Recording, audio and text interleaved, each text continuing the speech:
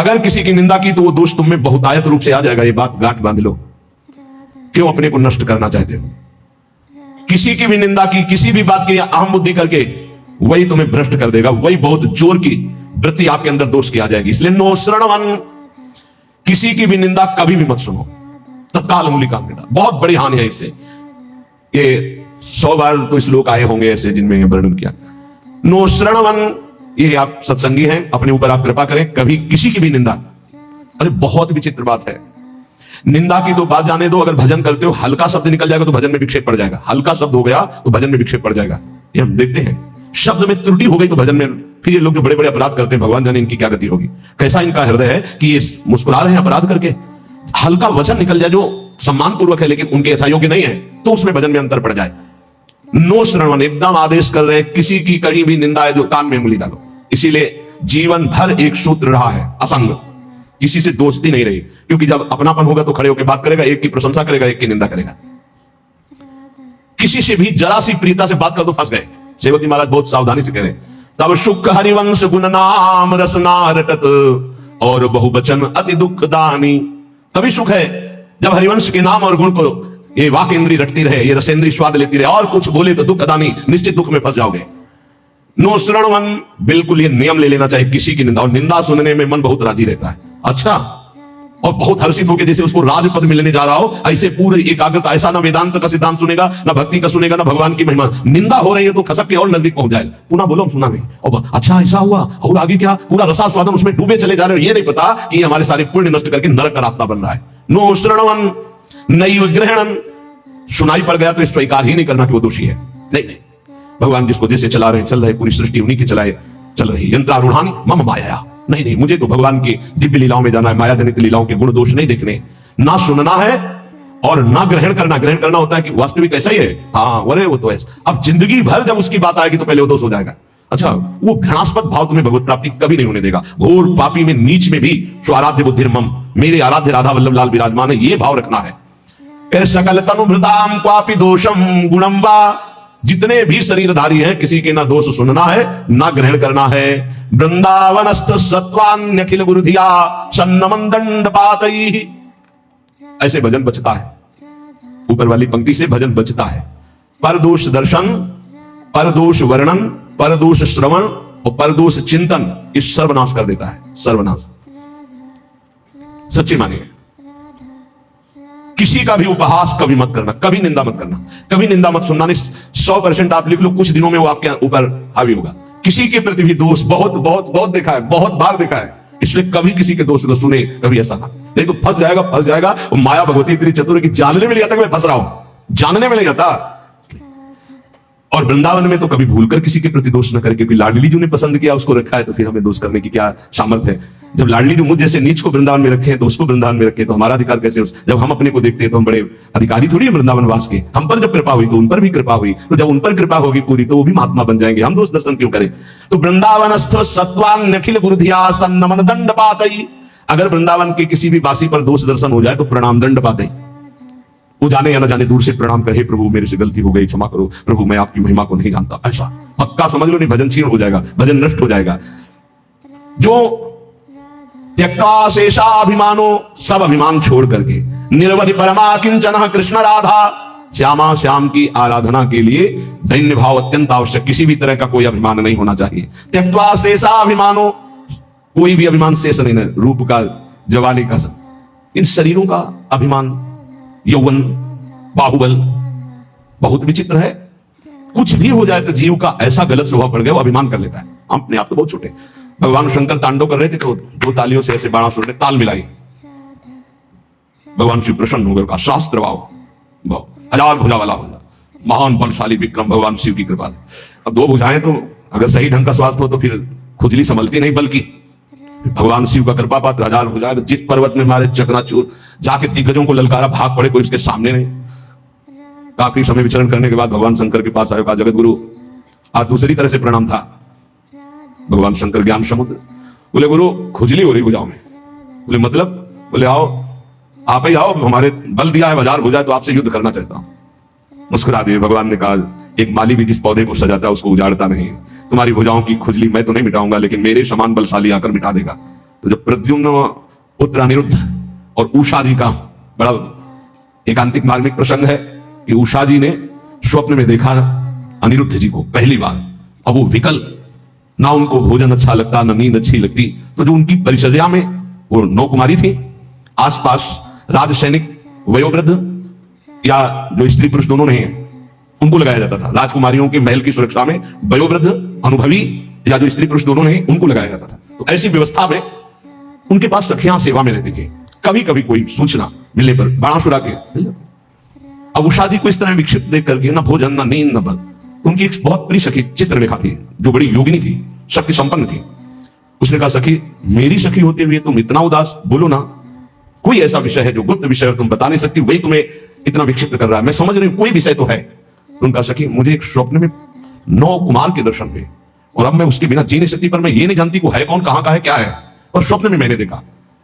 तो उनका, स्वप्न में आपने देखा तो त्रिभुवन का कोई ऐसा नहीं है जिसका मैं चित्र न बना सकूं, और तुम्हारे सामने साधारण कोई आ नहीं सकता, क्योंकि साधारण से तुम मोहित नहीं हो सकती। तो मैं असाधारण महापुरुषों के परिवारों का चित्रण करूंगी, तुम केवल इशारा दे देना, मैं योगिनी अपहरण उसका मैं कर लूंगी। स्वप्न में देखा था अनिरुद्ध जी को। वो बड़े बड़े नागलोक, स्वर्गलोक, सब लोगों के बड़े बड़े जो सुंदर हैं, गंधर्व हैं, देवता हैं, यक्ष हैं, फिर मानव लोक का। जय ही भगवान श्री कृष्ण का चित्र आया तो मुस्कुराए, बोले बस कुछ मिलता जुलता ऐसा ये तो नहीं है प्रद्युम्न जी, बस कहा बिल्कुल नजदीक पहुंच चुकी हो, मिलता जुलता ही चित्र है बिल्कुल। और जे भी अनिरुद्ध जी का आया रो पड़ी, बोले यही मेरे चित्त का अपहरण करने आया। बोले बहुत बड़ी जगह तुम्हारा स्वप्न होगा, आसक्ति हुई है, पता है द्वारिकाधीश भगवान श्री कृष्ण के ये नाती है अनिरुद्ध जी। सुदर्शन चक्र का रात दिन पहरा रहता है द्वारिका में, किसी का भी प्रवेश नहीं, बहुत महान जगह तुम्हारी आसक्ति हुई, पर मैं अपने प्राण त्याग कर भी सखी तुम्हें मुस्कुराते देखना चाहती हूं। तो उनका, अगर मुस्कुराते देखना चाहती तो इनसे मिलवा दो। स्वप्न में देखा था। भगवान सुदर्शन चक्र से प्रार्थना की, वो योगिनी थी, कि बिना भगवान श्री कृष्ण की इच्छा के अनिरुद्ध जी का उषा जी के स्वप्न में जाना संभव है। वो संभव हुआ तो श्री कृष्ण इच्छा से। तो हे सुदर्शन जी, आप भगवान श्री कृष्ण के पार्षद हैं, यदि श्री कृष्ण की इच्छा से ऐसा हुआ है तो मुझे उनकी इच्छा का संपादन करने के लिए आप निर्विघ्न मार्ग दीजिए। चली गई। सुदर्शन जी ने बादल पहुंच पलंग से उठा लिया अनिरुद्ध जी को। योगिनी थी, महल में आके उषा जी ने देखा, जो मेरे स्वप्न का विषय थे वो साक्षात गले लगे चित्रलेखा जी की और कहा, तुम धन्याति धन्य मुझे कर दिया। अनिरुद्ध जी की जब आंख खुली तो अपना महल नहीं है, तो धैर्यपूर्वक समझाया कि मैं अपहरण करके लाई हूं, ऐसा ऐसा ऐसा। भगवान श्री कृष्ण के पुत्र कामदेव प्रद्युम्न जी और उनके पुत्र अनिरुद्ध जी, ये भगवान ही है। वासुदेव संकर्षण प्रद्युम्न अनिरुद्ध, जैसे राम लक्ष्मण भरत शत्रुघ्न, ऐसे ही वासुदेव संकर्षण प्रद्युम्न अनिरुद्ध, ये भगवान ही 4 रूपों में, भगवत स्वरूप अनिरुद्ध जी। अब तो क्या हास्य विनोद, विविध प्रकार की क्रीड़ाएं। जो वयोवृद्ध संरक्षक थे, एक बार निकलते हुए उषा जी को देखा, बाणासुर को सूचना पहुंचाई कि आपकी बेटी के हाव भाव और प्रसन्नता को देखकर लगता है किसी पुरुष का संयोग हो चुका है। तो उनका सबकी गर्दनें उतार दी जाएंगी, बाहर से कौन पुरुष जा सकता है? तो बोले वचन देता हूं, इतनी भारी सुरक्षा है कि बाहर से वायु भी बिना अनुकूल हुए हमारे नहीं जा सकती। दैवी शक्तियों का पहरा है। बाणासुर की कुल माता थी जो पूरे नगर की रक्षा करती थी, पर योगिनी चित्रलेखा जी की चाल को कोई नहीं जान पाया था। बाणासुर ने कहा, ऐसा क्यों? मेरी बेटी को कोई दूषित कर दे मुझ जैसे बलवान के होते हुए। अब उसको कौन रोक? सीधे जो ही गए सो पलंग पे उषा जी और अनिरुद्ध जी पास खेल रहे थे और सखिया बेटे हास्य विनोद। जे अनिरुद्ध जी को देखा, उषा जी ने देखा, अनिरुद्ध जी तो सिंहवत बंदी बनाने के लिए लाख कोशिश की, मार मार के सैनिकों को, भगवान के स्वरूप है अनिरुद्ध जी। आखिरकार महाबली बाणासुर अपनी शक्तियों का प्रयोग करके अनिरुद्ध जी को बंदी, देवर्षि नारद जी पहुंच गए द्वारिका। प्रभु खोज कर रहे थे अनिरुद्ध जी की, उषा जी के महल में बाणासुर ने बंदी बना लिया है। बलराम जी ने सुना, जानते हुए कि हमारा वंशज और उसको बंदी बना लिया, शोणितपुर को नष्ट कर दूंगा। अब बलराम जी द्वारिकाधीश, पूरा वैभव। सूचना मिली युद्ध की, तो इधर अपने चेला के साथ भगवान शंकर, बलराम जी के साथ द्वारिकाधीश, आमने सामने युद्ध प्रारंभ। भगवान शंकर पशुपतास्त्र तो नारायणास्त्र दिव्यस्त्र। भगवान श्री कृष्ण ने इशारे से कहा कि आप ही का तो रचा हुआ सारा खेल अपने चेला की भुजाओं की खुजली मिटाने के लिए आपने ही तो हमें बुलावा दिया है। एक बाण मारा भगवान श्री कृष्ण ने जन्मणास्त्र, बाणासुर की भुजाओं को जब 4 रह गई सब काट दिया। तो भगवान श्री, बस प्रभु बस। बोले प्रभु मैं तो आपकी ही आज्ञा का अनुमोदन कर रहा हूं। और आवेश में भरे हुए थे। इतने में उनकी कुल माता जो पूरे राष्ट्र की रक्षा करती थी, देवी शक्ति, वो दिगंबर होकर खड़े हुए। तो भगवान श्री कृष्ण, वहां ये लिखा हुआ है कि यदि अचानक किसी माता बहन के किसी अंग पर दृष्टि पड़ जाए तो दोबारा दृष्टि न जाए। अगर किसी दिगंबर माता बहन की शरीर की दृष्टि आप दोबारा की तो सारे सुख नष्ट हो जाएंगे। भगवान होते हुए भगवान श्री कृष्ण तत्काल नेत्र फेर लिए और वहीं युद्ध का समापन हुआ। भगवान शिव जी ने समझाया, फिर उषा और अनिरुद्ध जी का विवाह हुआ। ये अहम इतना पुष्ट है कि अपने गुरुदेव से कह रहे हैं कि मेरी भुजाओं की खुजली मिटा दो, बाड़ा दो। यहां कह त्यक्त्वा शेषाभिमानो निर्वधि परमा किंचन कृष्ण राधा। यदि आप अपने भजन को बढ़ाना चाहते हो तो नो श्रवण नई ग्रहणन, ना किसी की निंदा सुनो और ना स्वीकार करो कि ये दोषी है। सकल तनुभृताम का दोषम गुणम वा, पूरी सृष्टि के किसी भी जन के दोष या गुण स्वीकार मत करो। गोस्वामी तुलसीदास जी बहुत बड़े महापुरुष है, आज तक बचपन से लेकर के आज तक। वो एक बार आए थे भक्तमाली जी, उन्होंने कहा मुझे तो ऐसा लगता है कि आपके ब्लड में ही रामायण है, ब्लड में ही गोस्वामी तुलसीदास जी। मान लीजिए ऐसा ही है, क्योंकि जहां जन्म हुआ वहां का वातावरण ही ऐसा था, डीएनए में ही तुलसीदास जी है। सच्ची मानिए, कोई प्रसंग नहीं जाएगा जो विनय पत्रिका और रामायण से उसका। तात सुनहु माया कृत गुण अरु दोष अनेक, गुणया उभय न मानहि मानहि सो अविवेक। न गुण न दोष किसी के, सब में भगवत भाव। त्यक्त्या शेषाभिमानो, ये बहुत कठिन है अभिमान का त्याग करना। अभिमान का त्याग करके अकिंचन भाव से यदि राधा कृष्ण श्यामा श्याम की उपासना हो तो बोले प्रेमानंदाश्र मुंचन, फिर प्रेम आनंद का प्रकाश हो जाएगा। प्रेमानंदाश्र मुंचन, अश्र मुंचन करते हुए, ये भक्ति का प्रसाद है। निवसति सुकृति को भी वृंदावनांत, कोई बड़ा भजनानंदी महात्मा ही ऐसा जो प्रेम से अप्लावित होकर शुभ प्रवाह करते हुए श्रीधाम वृंदावन वास करे, तो फिर उसकी दशा क्या होती? बोले क्रंदन्नार्त सुरेण क्षितिषु, आकाश की तरफ देखता हा प्रियालाल और रो रहा है। परिलुंठन, भूमि में लौट रहा है रज में। सन्नमन, सबको नमस्कार कर रहा है, लताओं को, वृक्षों को, पशु पक्षियों को, जो सामने पड़ता है। नमन प्राण बंधुम, सबको दिखता है मानो मेरी आत्मा है, मेरी प्रीतम है। कुरुवंदन्ते तृणान्या ददनु करुणा दृष्टे काकुकोटि, सबसे कृपा कटाक्ष की, मुझे अधम पर कृपा करो। ये हमने देखा वैष्णवजनों, मुझे अधम पर कृपा करो, मेरा भजन बन जाए, हम पर श्री जी करुणा करे, मेरा नाम जब चले, और रात दिन भजन कर रहे हैं। और काकुवाणी, दैन्यवाणी के द्वारा सबसे बर्ताव। फिर तिष्ठन्नेकांत वृंदा विपिन तरुतले सभ्य पाणो कपोलम, कभी कभी एकांत में से बैठ करके पाणो कपोलो और रुदन, हा प्रियाजू, हा लाडलीजू, निस्याश्रेण मुंचन नयति, इतना अश्रु, भूमि गीली हो गई नीचे की। दिन निशाम को भी धन्यो धन्य, धन्याति धन्य हो गया वो, रात दिन प्रिया प्रीतम के चिंतन में है, अश्रु प्रवाह करता है। जो उसको देख ले, जो उससे बोल ले, अमोघ, निश्चित उसका परम कल्याण हो जाएगा। आप लोग महाभाग्यशाली हैं, इस सत्संग रूपी महातीर्थ में आप गोता लगा रहे हैं, जिसकी बराबरी किसी भी तीर्थ में नहीं। कल हम पढ़ रहे थे वैदिक सिद्धांत में, मानसिक तीर्थ में स्नान करने वाले के समान कोई भी तीर्थ का फल नहीं मिलता।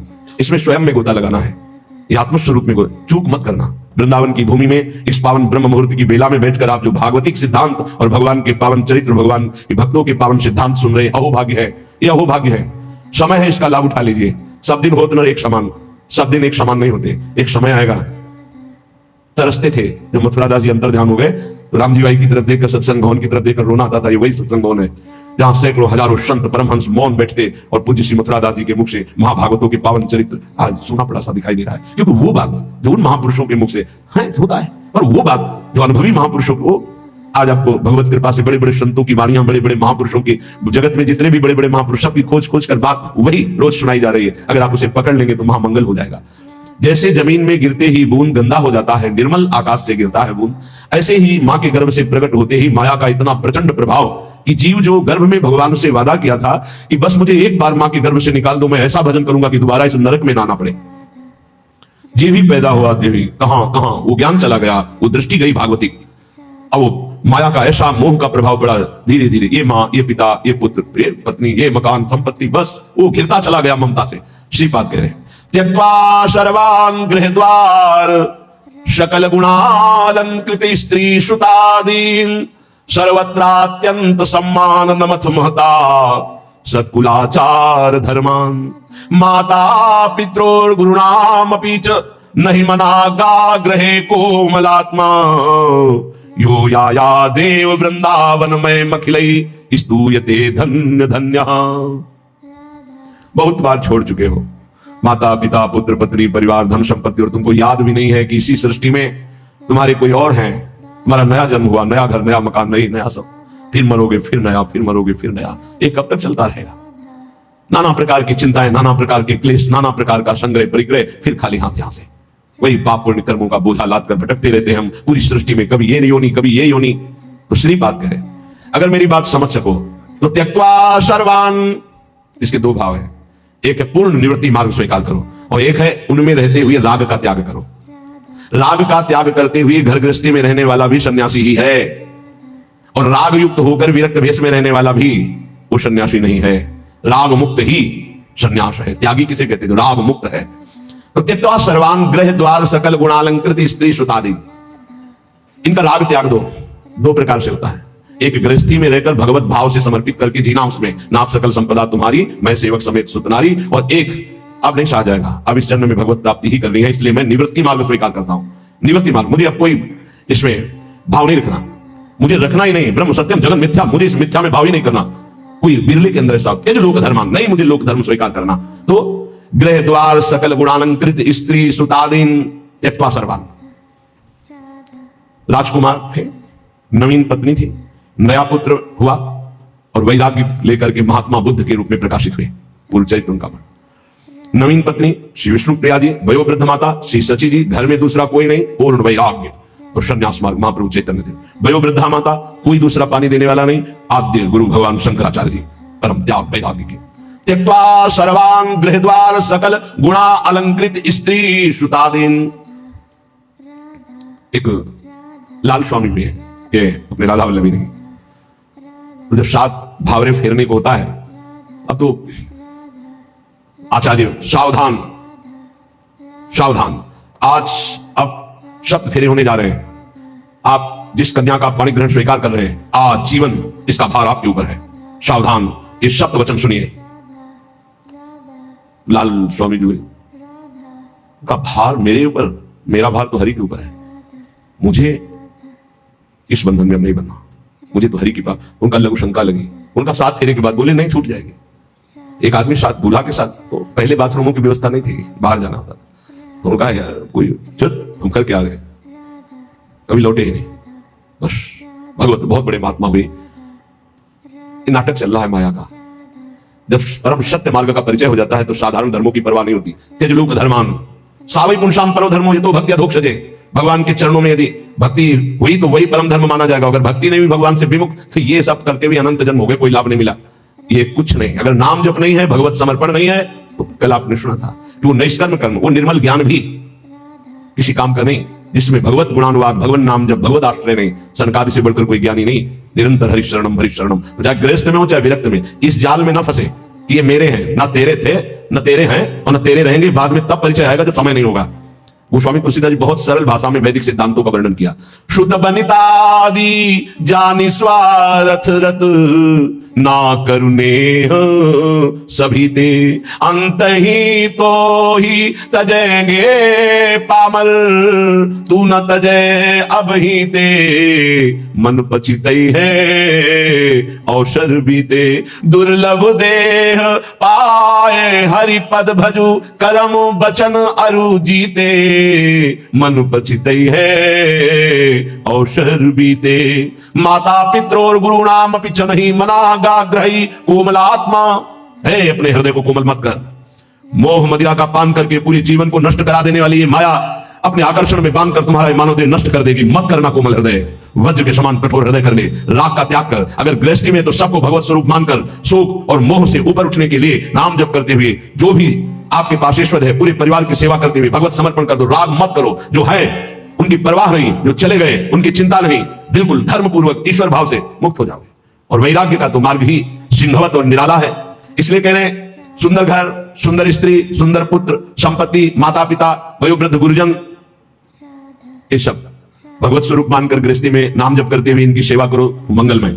अगर ममता में फंस गए, मोह में फंस गए, तो पूरा जीवन निपटा देगी माया। न भजन होगा, न साधन होगा, न भगवत प्राप्ति की कोई बात होगी। पूरा इतना कीमती जीवन नष्ट हुआ, फिर मरे। कोई माता पिता पत्नी पुत्र परिवार साथ नहीं, तो फिर अकेला अपने वही मोह जनित पाप कर्म करके फिर नई योनियों में जाएगा, फिर भटकेगा। इसलिए यो याया देव वृंदावन में मखिलई स्तूयते धन्य धन्य।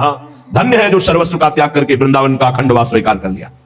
और धन्य वो भी हो जाएगा जो वृंदावन का आश्रय लेकर सत्संग सुनते हुए भजन प्रारंभ कर दिया गृहस्थी में रहते हुए। अब अपने भजन को कैसे हम बचाएं, कैसे बढ़ाएं, कैसे उसको बचाएं।